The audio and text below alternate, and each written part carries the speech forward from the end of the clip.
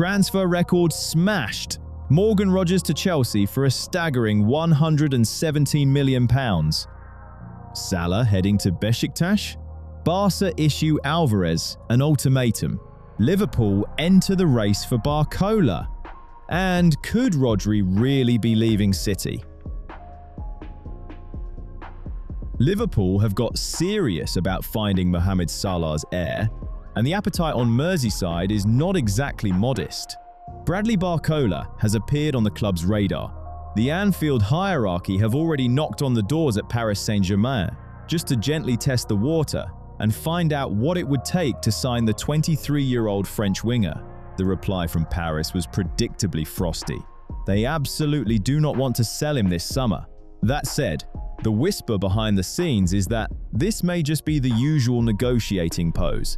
If the Sheikhs manage to drag another elite attacker to the French capital, Barcola could quite easily be packing a suitcase.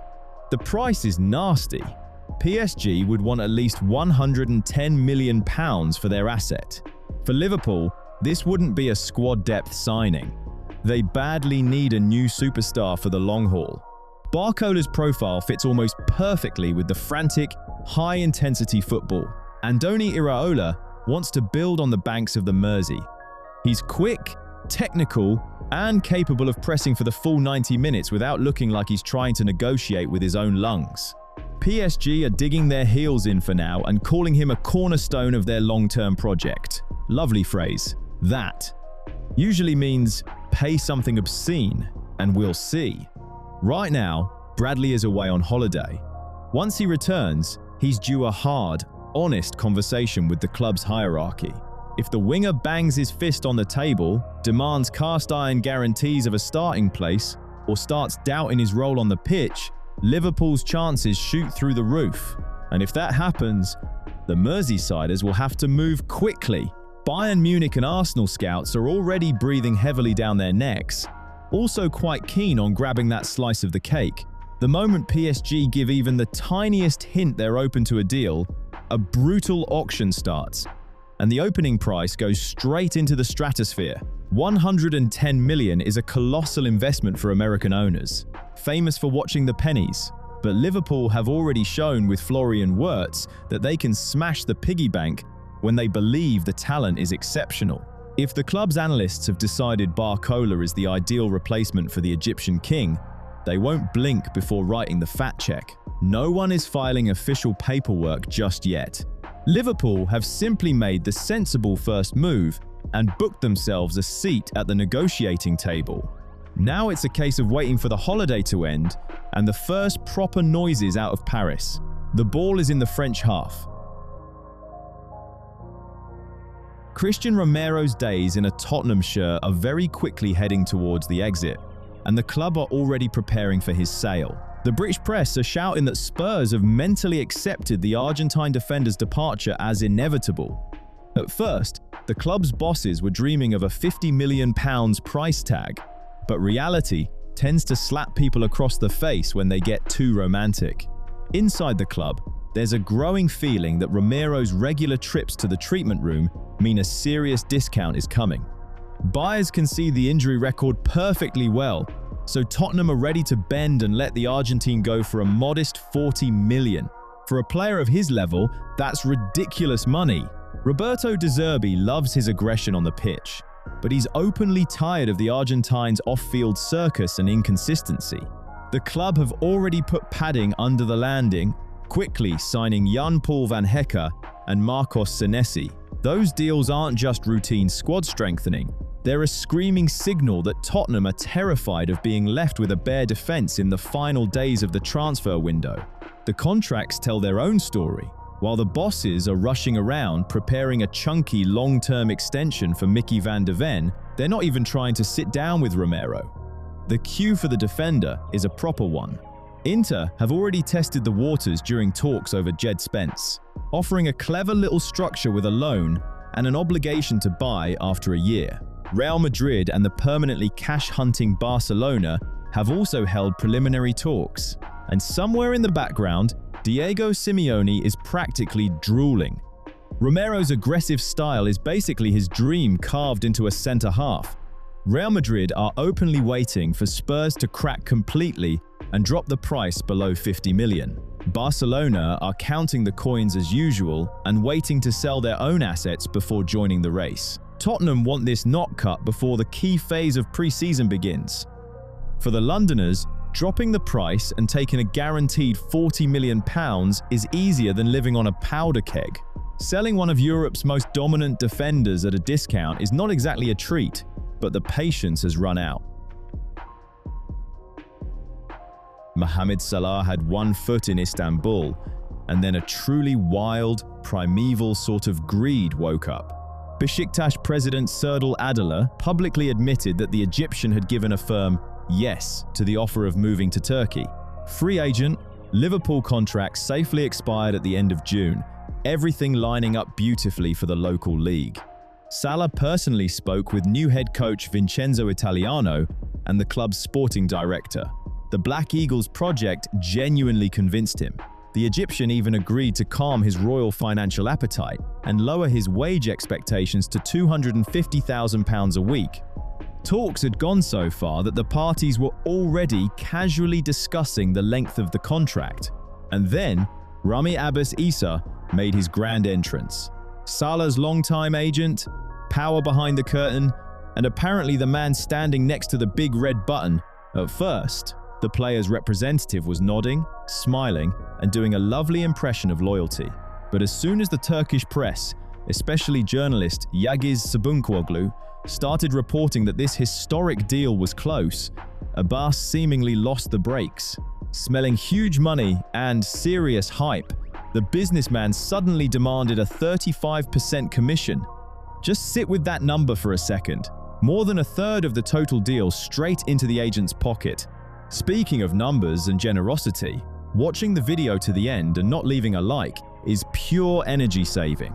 If you're saving your likes for your own move to a top club, relax. One click won't ruin your budget, and it'll help the channel not split at the seams, quite like this deal is doing.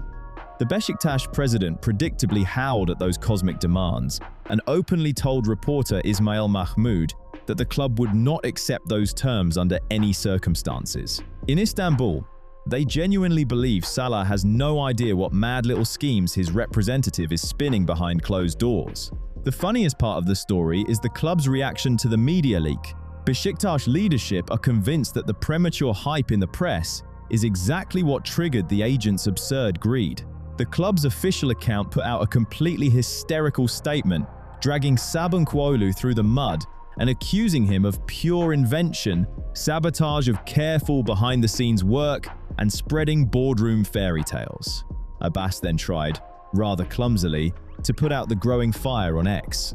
He wrote the vaguest post imaginable, saying they supposedly still don't know where Mohamed will start next season, and that it's not their style to use other teams just to create empty noise in the press. Every word believed, obviously.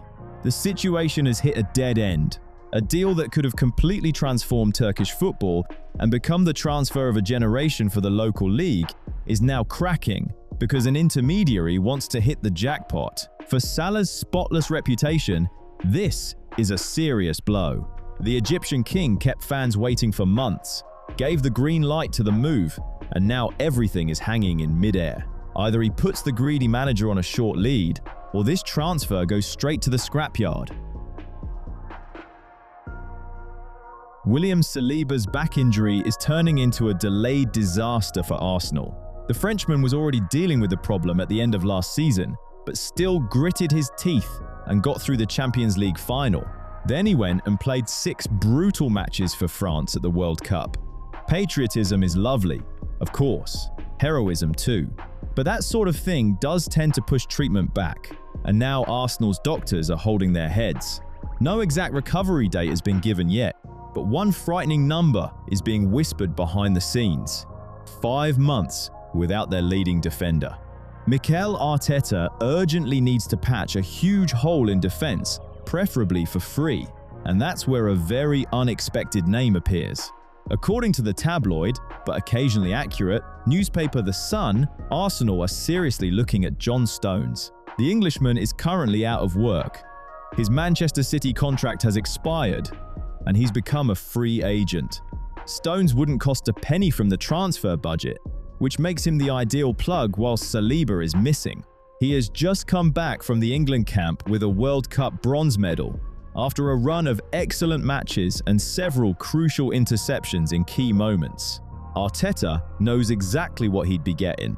The Spaniard drilled Stones for more than 3 years at City and understands perfectly how to fit his elite first pass into the system. It sounds like the perfect plan, apart from one enormous problem: Stones' own health. Over the last few years, he's built up a steady little collection of leg injuries, calf problems, and other assorted delights. Replacing one broken defender with another is a special form of London masochism. For now, Arsenal's interest is still at the early sounding out stage.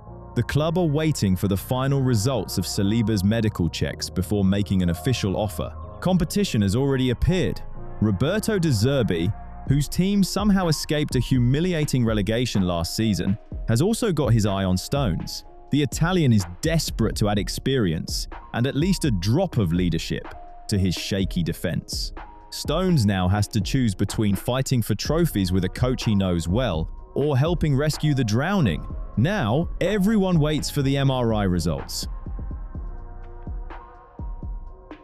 Chelsea, led by Xabi Alonso, have pulled off the most cynical and elegant robbery of this mad summer. The Londoners have ripped Morgan Rogers straight out of the hands of their sworn capital neighbours. The highly respected athletic journalist David Ornstein, whose words usually don't drift too far from reality, dropped a proper bombshell. Chelsea and Aston Villa have fully shaken hands on a transfer worth an absolutely cosmic £117 million. 23 years old, an incredible attacking all-rounder, capable of tearing up a flank on his own or playing as a creative number 10 behind the striker. The lad has absolutely hit the jackpot. The funniest part of the story is Mikel Arteta's face. Arsenal had been all over the player for months. The Spanish coach personally called Rogers, painted a lovely picture of the tactical future, and everyone around the deal was convinced the personal agreement was already tucked safely in the club's pocket. Then, the determined people from the Blue Co consortium kicked the negotiating room door in. The pull of Alonso and the scale of his project were enough to convince the Englishman to coldly swap Champions League football for a move to Stamford Bridge. According to Fabrizio Romano, that sudden twist was an ice-cold shock for the Arsenal office. Speaking of people who take too long to decide, almost 80% of you watch my videos regularly and still haven't subscribed. Lads, you're behaving like Arsenal in this deal. Clearly interested, hanging around, and then someone else walks off with the result. Let's not do that in slow motion. Hit subscribe and the bell now, so you don't sleep through the next one.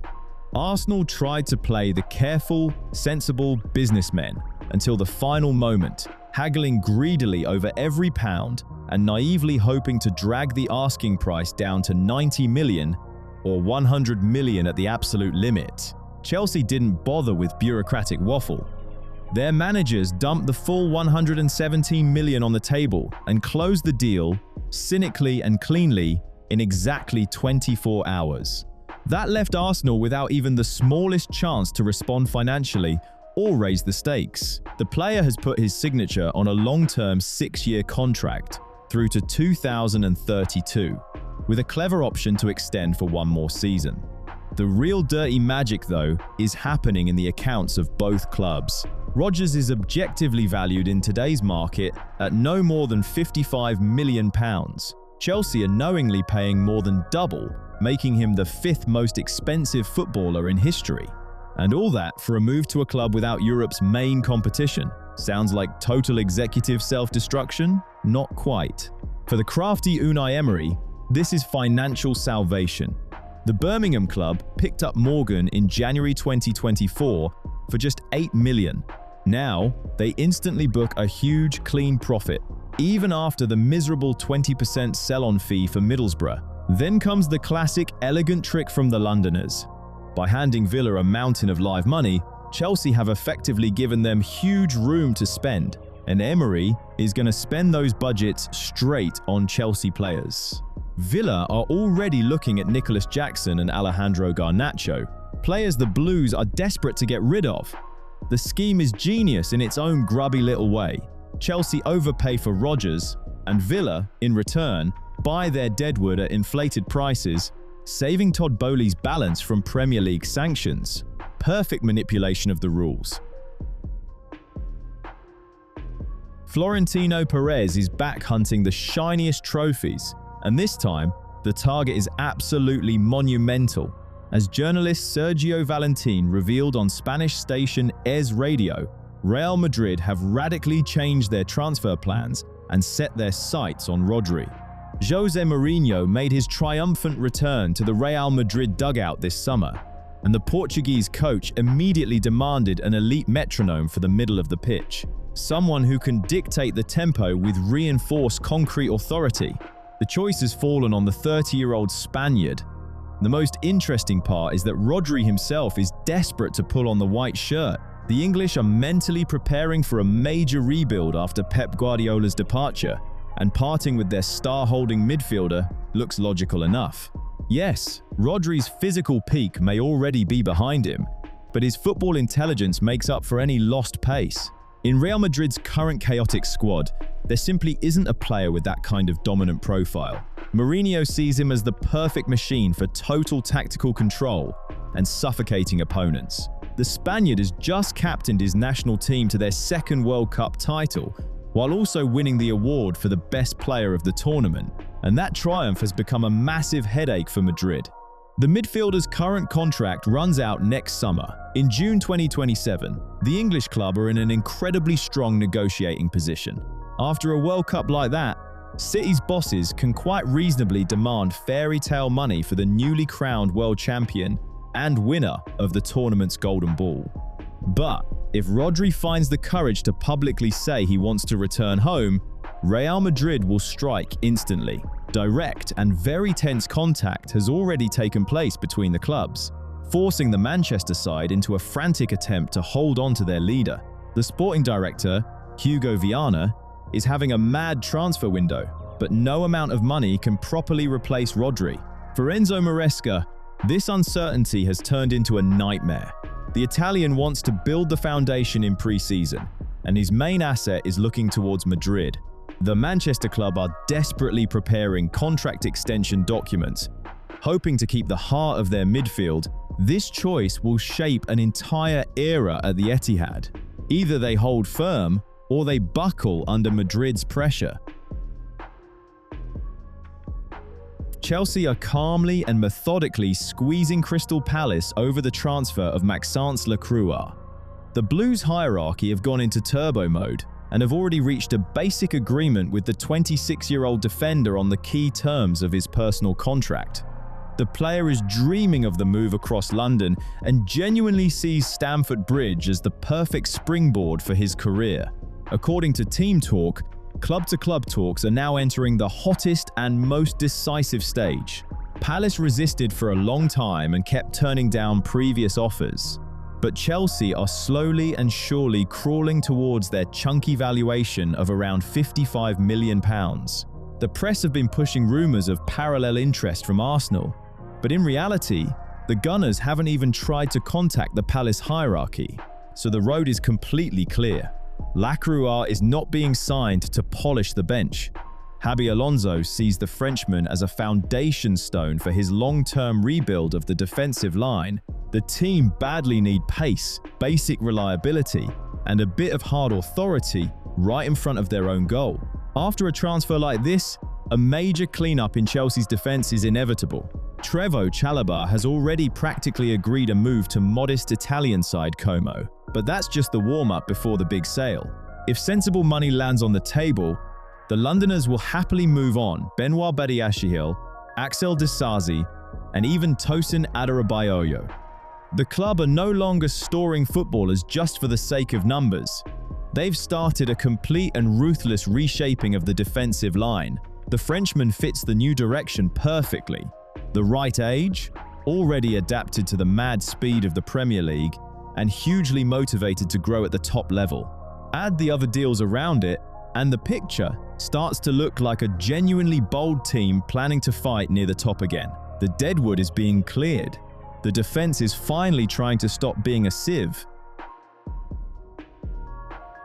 Barcelona have finally reached boiling point in their endless search for a new elite striker, and they've switched to the language of hard ultimatums. The club desperately need a top-class centre-forward right now, and Julian Álvarez remains their absolute pink-tinted dream. But the Catalans are no longer willing to play an endless staring contest with Atletico Madrid. Barcelona's hierarchy have coldly handed the capital club a clear and unmovable deadline: 31 July. If the transfer is not fully agreed by that date, they will quietly turn around and shift their resources towards other targets. According to Marca, Barca's latest official offer has already gone beyond a solid £85 million, and Joan Laporta has no plans to keep raising the stakes forever. Atletico president Enrique Cerezo is still stubbornly digging in, publicly claiming that the 26-year-old Argentine is not for sale under any circumstances. All of this is happening while the player himself is already openly talking about wanting a change of scenery and fulfilling his long-standing dream. Hansi Flick sees Álvarez as an incredibly dynamic heir to Robert Lewandowski, who has left the club. The German coach is convinced the Argentine would link up brilliantly with Lamine Yamal for years to come. The funniest thing is the frightening calm inside Barcelona's offices. They're not buying Madrid's media theatrics at all. When Atletico chief executive Miguel Ángel Gil Marin loudly declared into the microphones that the club would not sell the player for 85 million, 127 million, or even a ridiculous 170 million pounds. Catalonia just smiled politely. Deco and Flick see the whole grand performance as nothing more than a miserable attempt to inflate the price and save face in front of their own fans. So Madrid will cynically squeeze every last drop from the situation. Laporta has made it clear he has no intention of joining a mad auction war, but the door for talks is still slightly open. Barcelona's main weapon is the striker's destructive mood. Heavy rumors have started that Julian is ready to take radical action and boycott team training to force his way out of Madrid. That is why Barcelona are watching the process so calmly.